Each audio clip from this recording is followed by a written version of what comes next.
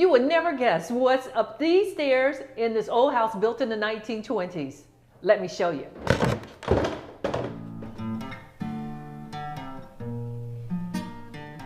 I would say the thing that makes the Bird's Nest unique is we're the most laid-back building in all of Davidson. Nestled on Main Street in Davidson is the Bird's Nest. There's nothing in the news about us. There's nothing shown really other than a tiny sign out front. We're going to take our middle finger and we're going to put You giving me the finger?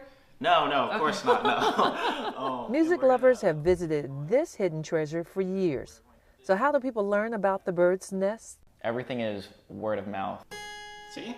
Oh, exactly. It might be interesting to know that this business is one of 2 record stores of this type in the entire state, with a huge collection for music lovers. We've gotten everything from Michael Jackson's Thriller to Beethoven's Moonlight Sonata. Best place to go for music. Sarah, a student from Community School of Davidson, says she and her fellow students made their version of beautiful music right here.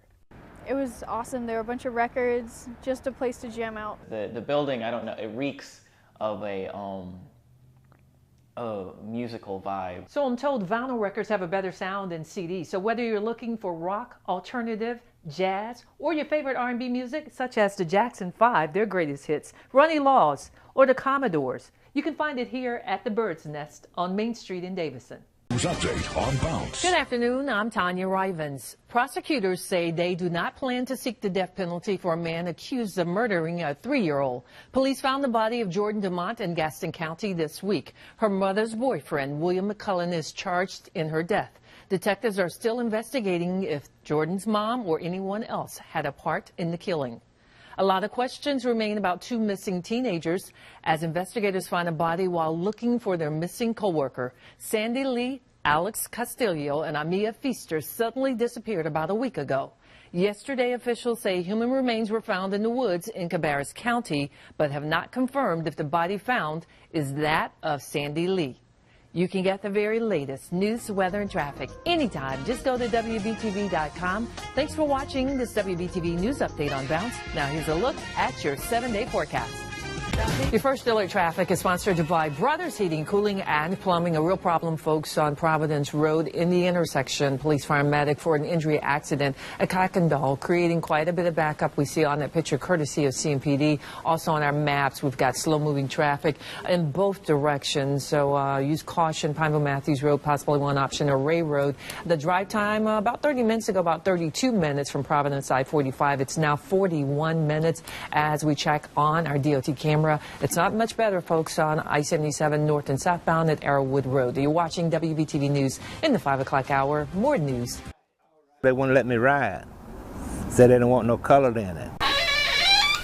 For Bobby Martin, growing up during the 1960s in the South, he had his challenges. I went in town, I didn't even see a black person. Midland, Goldsboro, Albemarle, all these places. And being an African-American horse trainer trying to break in a whites-only sport, it was even more daunting. I really didn't know what I was doing. I was like a jitterbug at a ball. But it only took one shot for Bobby Martin and his horse to prove that they belonged, and when given the chance, they could win. A white man got up and said, "Get that black man on that spotted horse, that Blue Ribbon." And from that night on, I went South Carolina, North Carolina, I went all over. Meet Taco, a Tennessee walker, one of 30 horses right here at Big M Stables. And Big M Stables, well, it's the only stable authorized to be here in the city of Charlotte. It kept me out the street.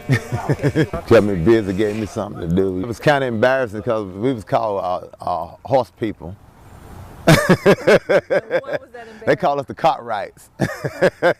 Ron Martin has helped his father for more than 30 years. We didn't see black folk, riding horses and going to horse shows, so he stuck at it. Born the son of a blacksmith, Bobby didn't have much back then, but he had the ability to entertain, and he had a lot of love for horses. I had a homemade trailer. They had all these big goosenecks, chrome trailers, but I wouldn't worry about that. I wouldn't go into a trailer show. I went for when I pulled my horse out. he got respect. Because of Bobby Martin and Big M Stables, the legacy continues. The same rules and responsibilities that Martin learned as a child is being passed along to neighborhood kids. They would rather hang out here at Big M Stables than to hang on the inner city streets. Horses is like a Boy Scout. You learn to ride, learn to perform, learn to repeat, and it's just good serving them. What started with one man many years ago has grown to become one of the most popular hobbies in the African American community. When I got started, it wasn't but 1 or 2 blacks that I seen. But now we go to trail rides, 2,000 black girls and boys, cowgirls and boys. We got them all over now. Reporting at Big M Stables, I'm Tonya Rivens. Alert forecast. Tonya. Thanks, Ashley. And your first alert traffic is sponsored by Toyota of North Charlotte. In North Mecklenburg, we've got an early morning accident. It's on Old Statesville and Mays Road. It's often used as a way to get around Sanford on Highway 73. We'll avoid that area at the moment. Looks like it's right by Caldwell Station. So use Highway 73. Again, that's at Old Statesville and Mays Road. As we look around the area, I have a really nice flow for you. If you're coming in north of town, as we look at Statesville Road, Highway 21, no delays here. Even around Eastville, as we start looking towards Highway 21, a little traffic building there. You're right in from Mooresville right now, fairly uneventful. Iredell County into Center City, about 37 minutes from Highway 150. As we go to our DOT camera and check in, and this is I-77 by I-485, mile marker 20, no problems to report here. Kristen and John, back to you.